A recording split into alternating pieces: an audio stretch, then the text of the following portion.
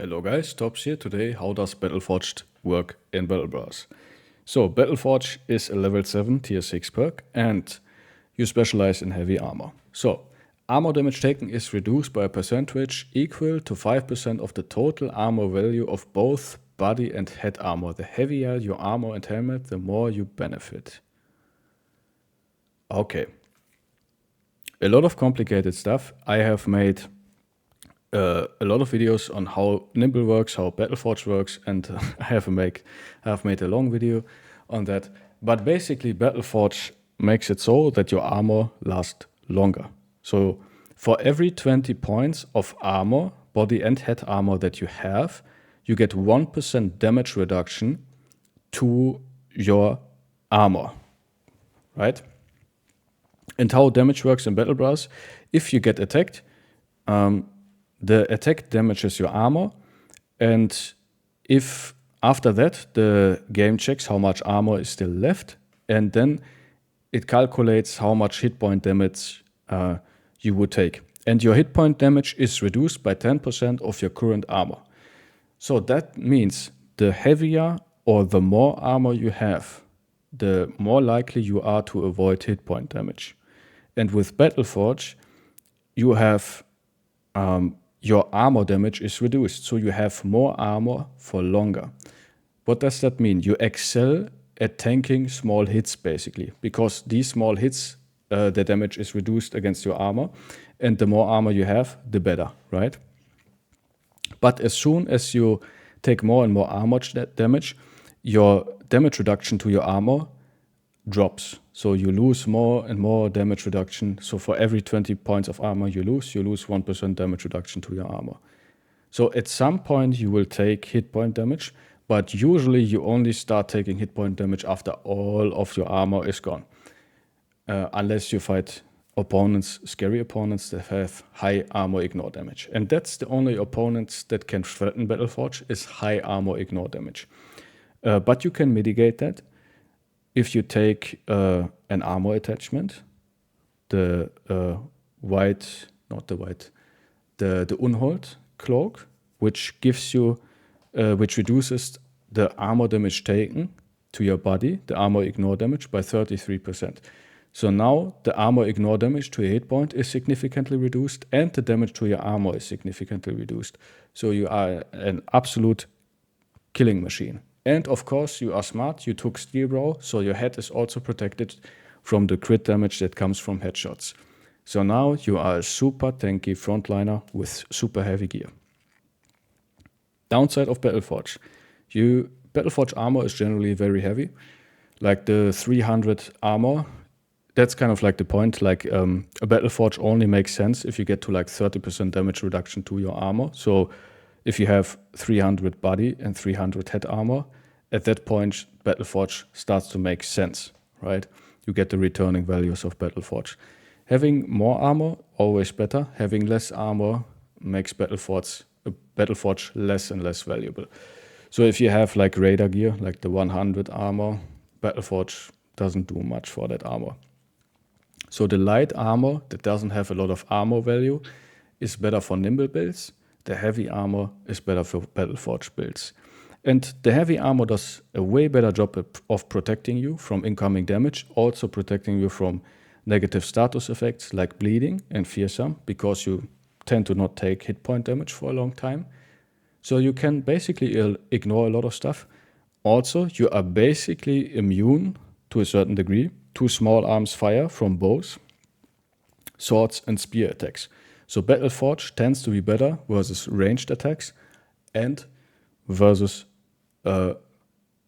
small attacks that come from small opponents. Stuff like goblins, stuff like the small beast, snakes, right? Hyenas, direwolves. Those opponents who can also inflict bleeding, they will tear apart your nimble guys, but your Battleforge guys, they don't care. They have enough armor to tank those opponents. And let's check out Turtle's guide. That's Turtle's Steam guide. I will link it down below. So that's the formula, equal to like if you have 300 head and body armor, you have 70% forge. As I said, for every 20 armor points you have, you get 1% damage reduction to your armor. Yeah, and you can see here the damage reduction and all that kind of stuff, all the complicated math and use cases and blah blah blah blah blah blah blah. I have made a 1 hour long video about Battleforge versus Nimble and a couple other videos, so there is stuff ad nauseum that you can watch or not watch. I try to keep it new player friendly. Generally, the survivability of Battleforge is superior to the survivability of Nimble. Downside is heavy armor is hard to get. Most of the time you have to buy it from shops or loot it from very dangerous opponents. So it is very cost prohibitive to get Battleforge armor. That means usually you tend to have Battleforge armor later in the game. But the light gear, like these kind of things, you get that from nomads and from raiders if you dagger them down. So you have a lot of the light gear you get super early and plenty in the game, stuff like this, basic brigand armor. But like the heavy armor, you get this only if you buy an Oath Taker, right? That's also, I like to buy highborns who have full forge armor. Like I like to buy Oath Takers who come with that armor. That coat of plates is normally like 10,000 gold. The helmet is 5,000 gold, so costs you 15,000 gold to get this armor if you don't loot it from like a headshot or something. And there you can see in game only receive 74% of enemy damage to armor taken because his armor is already damaged, so it downgrades. And see, this is a perfect example where we have exactly 600 total armor, so 270 head, 330 body, means we have 70%, we only receive 70% of damage to my armor, which means I basically have a 30% damage reduction to my armor. I know, guys, it's complicated for the new players out there. Again, big, strong armor, really good at tanking, a lot of hits. As soon as your armor is gone though, you have to be really careful because now you die.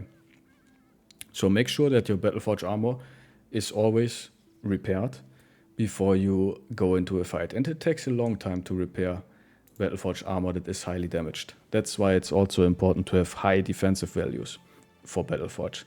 Because if you have a brother that has low defense, your armor gets destroyed fast, so it doesn't last as long and it doesn't make sense to have heavy armor if it gets destroyed really fast.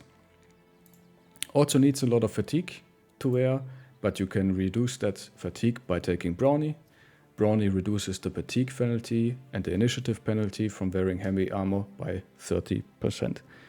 So now your 60 fatigue armor weighs only 40 fatigue. So you basically get like plus 20 fatigue or something that you can work with. All right, yeah, I usually aim to have 120 plus fatigue before gear for my Battleforge bros, and let's see how much fatigue do we have on him. Yeah, 125, something like this. This is enough for a heavy Battleforge Berserk frontliner without Brownie. Yeah, guys, there's a lot of stuff to say about Battleforge. I highly recommend you watch my other videos. If you have any questions or you want to tell me how you use Battleforge or Nimble, please write it down in the comments below. And yeah, I will see you there. Thank you so much for watching. Please have a nice day and bye-bye.